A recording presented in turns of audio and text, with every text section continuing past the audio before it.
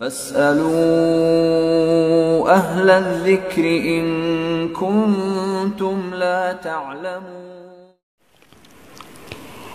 ایک اور سائل ہے محمد احمد، اس کا سوال یہ ہے کہ نمازی جب نماز پڑھتے ہیں تو صفوں میں کتنا فاصلہ لازمی ہے؟ ایک صف ہے دوسرا صف ہے، تو ان دونوں میں کتنا فاصلہ لازم ہے؟